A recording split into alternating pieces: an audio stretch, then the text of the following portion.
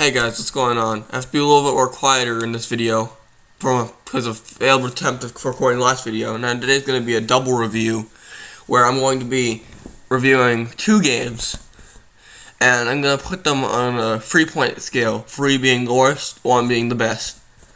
So, first we're going to be looking at Mortal Kombat on Game Boy. Now the first one was terrible, the second one was decent, the third one was terrible again. Let me just show you how this game works. Okay, so you see it's on, it's showing the licensings, and then you see the Acclaim logo and you're like, oh god, this is going to be something terrible, isn't it? I mean, what Acclaim's good for, you want getting bankrupt.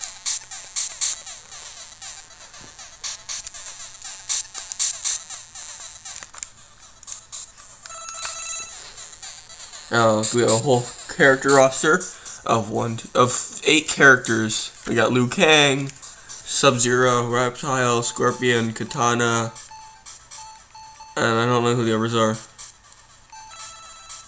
Well, I just shows this guy, whoever that is. Oh, Shang. Okay. See,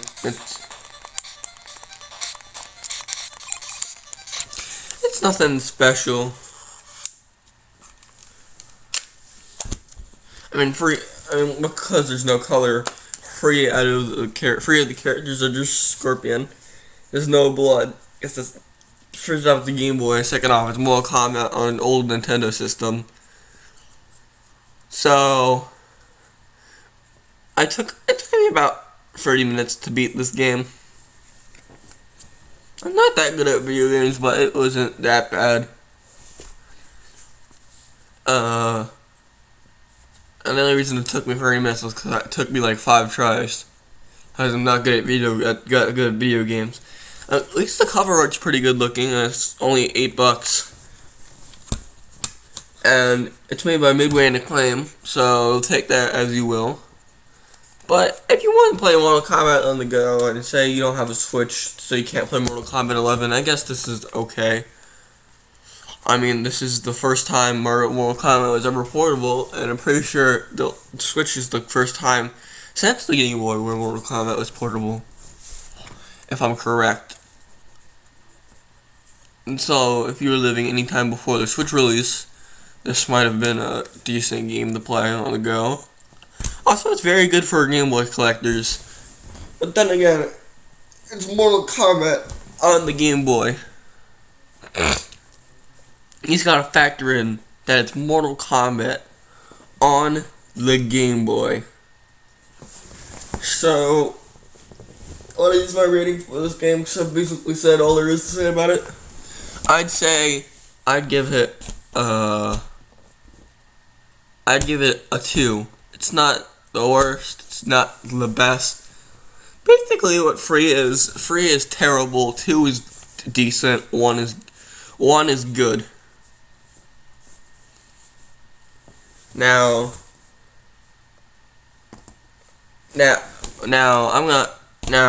there's also 0. I'm gonna factor in a 0, which means if it's 0, that means it's one of the best games. It's like extremely good. Like, you should definitely buy it. 0 is like it's a gaming legend. Now, for our next game that we're reviewing, it's my second favorite game of all time.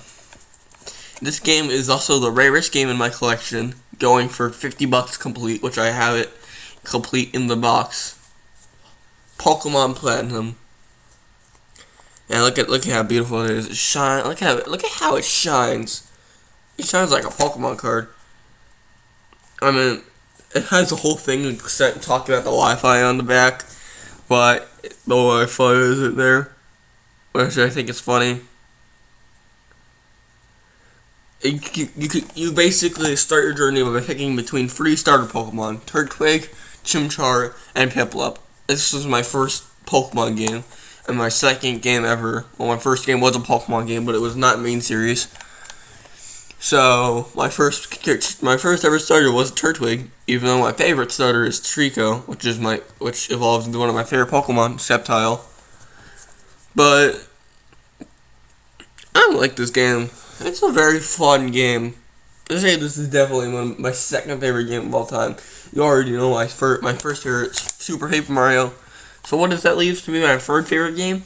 Well, that would be Banjo-Kazooie on Nintendo 64. But let's talk about this game for right now. This game revolutionized Pokemon, in my opinion. Third generation was when it got extremely good, and kind of got that 16-bit graphics. Now this looks like this is like it's not 16-bit, but it's not 32-bit. It's a really good game. If you can look at the screenshots on the back, here's a dark storyline. You know how I love dark storylines in video games. It's legendary for it. It's very good. It's guaranteed as a very cool legendary. The box is amazing. The cartridge brings so much nostalgia. Just look at that cartridge. That is a good looking cartridge. Now, let's talk about the cons about this game. Because it's a Gen 4 game, it's slow. Not as slow as Diamond and Pearl, but still pretty slow compared to most Pokemon games. But if you're willing to look past that, I think this is a very good game, and I really recommend you buy it. I would put it as a 0 on my ranking scale, which means definitely buy this. If you don't own it, buy it. Stake up your $40 for a loose copy, or if you really want to go all out, go $50 for the full copy. Even though this game is extremely, even though this game is even though this game is a little rare and costs you about $50 for a complete price, I would totally recommend you buy it. Save it. It's only the price of a new game, basically. I mean, if you buy the Switch game, you really want, or you buy a very cool retro game that will go up in value over time. It's a very good investment. I feel like this game's gonna get rarer and rarer over time, because Pokemon games always get rare. So that was a short video of the double review. I'll see you guys later. Bye.